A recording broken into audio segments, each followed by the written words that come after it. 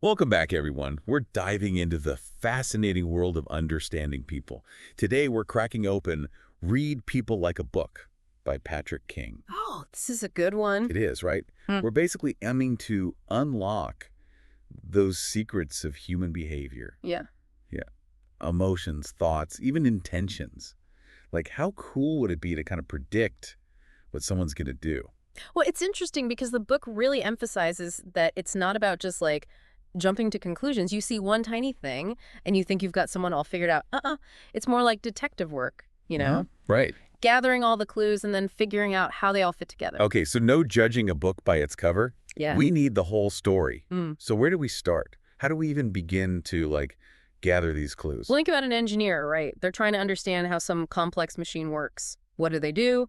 They look at all the parts, figure out how they work together. Makes sense. Reading people is similar, observing actions, but it's not just the action itself. It's like, what's the context? What's going on in the background of that person's life? So even something simple as, say, someone's talking to you and their hands are in their pockets. Yeah, exactly. Could be a sign of disrespect in some cultures, Oh, interesting. but it could also just be nerves. Depends on the person, right? And we always need to consider cultural differences, too. Yeah, good point. Eye contact, for example. Here we're like, look me in the eye when you talk to me.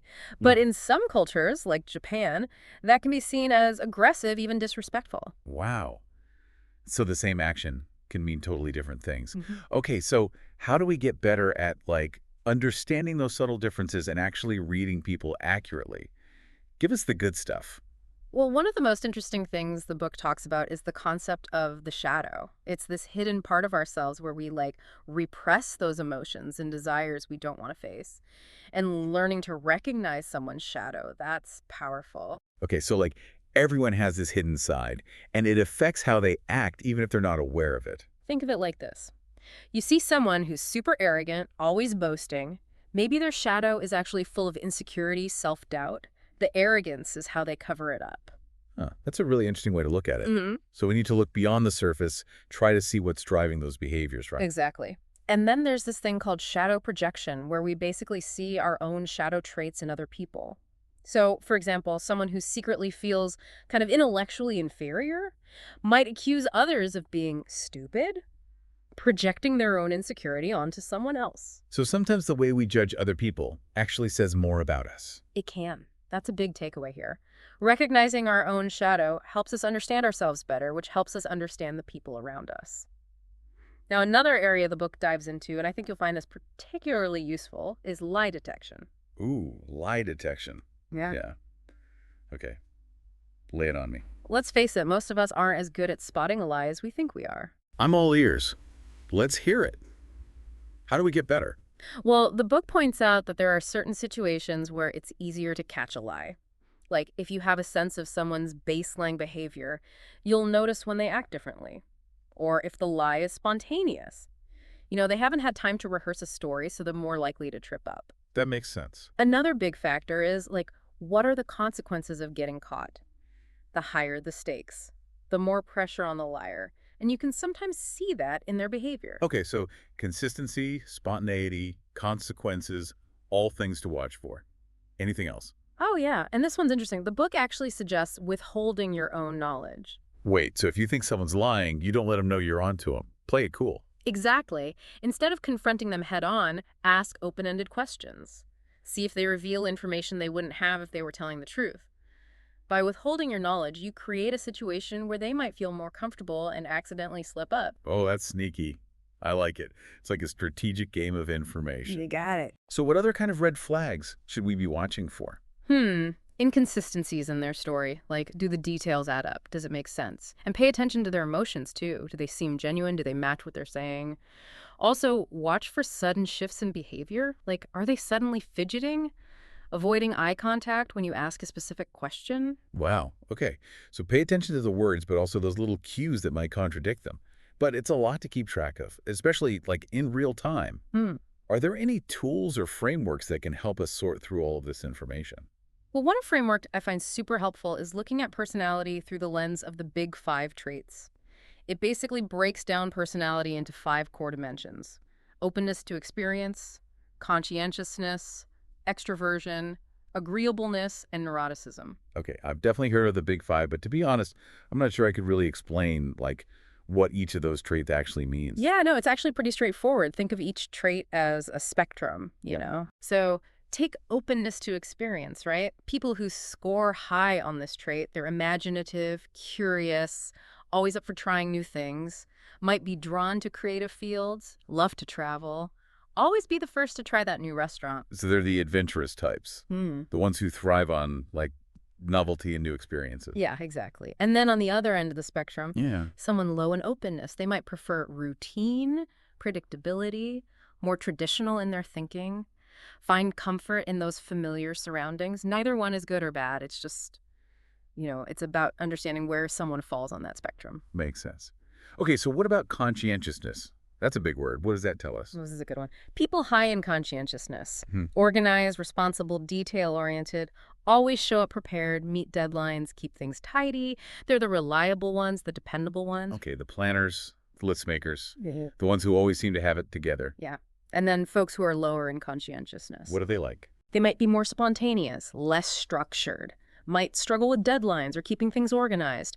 But they can also be incredibly adaptable, flexible. Again, it's not about one being better, it's just about understanding those differences. Right, right. Different strengths for different situations. Okay, so how about extroversion? That one seems kind of self-explanatory. Yeah. Yeah. Most people kind of get the basic idea. Extroverts are outgoing, energetic, they get energy from being around people, Mhm. they love social situations, often take on leadership roles. Introverts, though, introverts need more alone time to recharge, might prefer smaller groups, one-on-one interactions, and they find those big gatherings draining. Yeah, makes sense. Yeah. So it's not just about being shy or outgoing. It's about, like, where you get your energy from. Huh. Being around people or having some solitude. Exactly. Okay. Agreeableness, what's that all about? People high in agreeableness, they're kind, compassionate, cooperative. They value harmony in relationships, Always willing to lend a helping hand. They're the peacemakers, the ones who try to find common ground, avoid conflict. So they're the ones who make everyone feel comfortable, striving for that sense of unity. Exactly. And then those who are lower in agreeableness, Yeah, what about them? they might be more assertive, less concerned with pleasing others, might be more comfortable with confrontation, expressing their opinions directly. Uh-huh. Okay, so last one, neuroticism. What is that? Neuroticism is all about emotional stability. So people high in neuroticism tend to experience more anxiety, more worry, mood swings.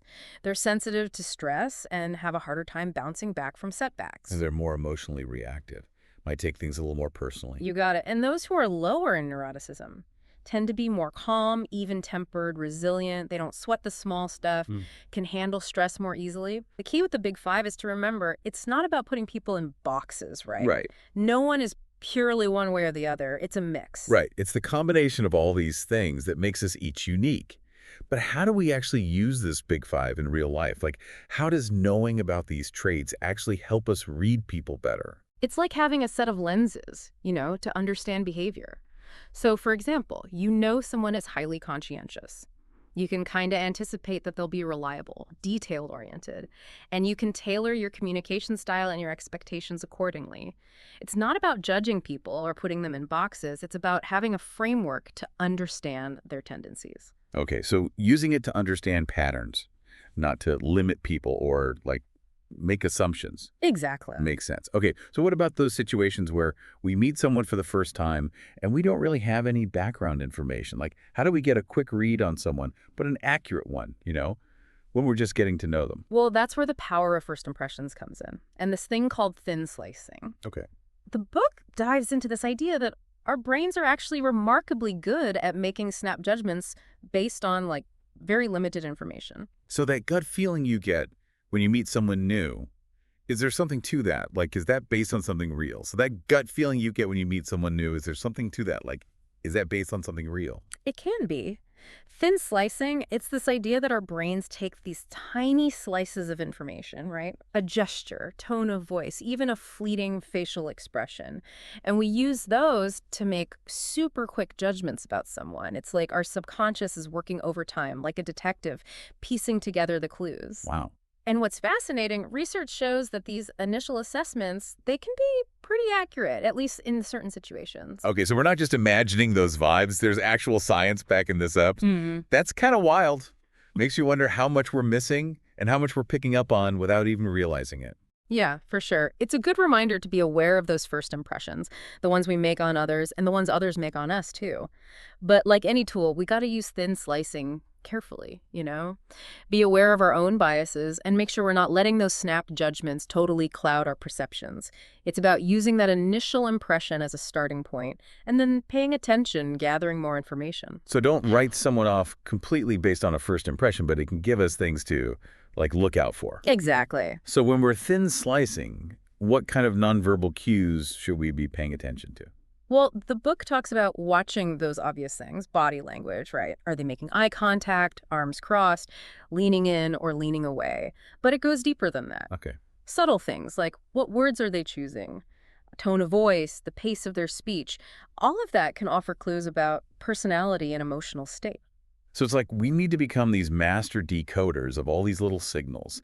Are there specific examples, like how language can reveal something about someone? Oh, yeah, some fascinating studies on that. Like, there's research that suggests people who are lying tend to use more sensory words, fewer personal pronouns. They might give these really detailed explanations, almost like they're trying too hard to convince you.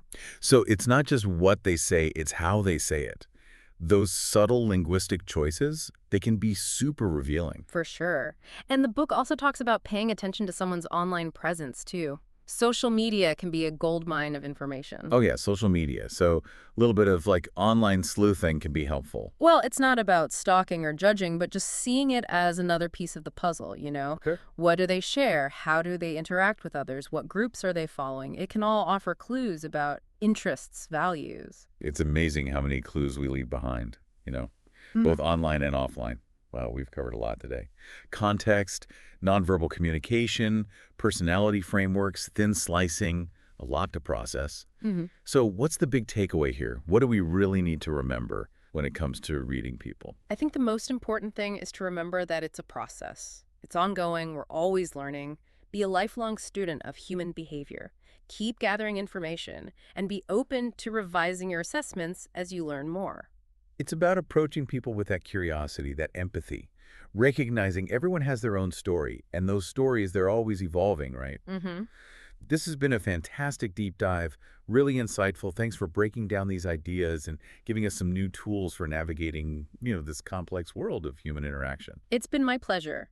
And remember, the best way to get better at reading people, practice. Pay attention to the people you interact with every day. Watch their behavior. Listen to their words. See if you can start to spot those patterns. Absolutely. Yeah. So to all our listeners out there this week, challenge yourself to really observe the people around you. What patterns are you seeing? How do these frameworks shift your perspective? And like always, if you have any thoughts or questions, come chat with us on our forums, social media. Until next time, keep diving deep.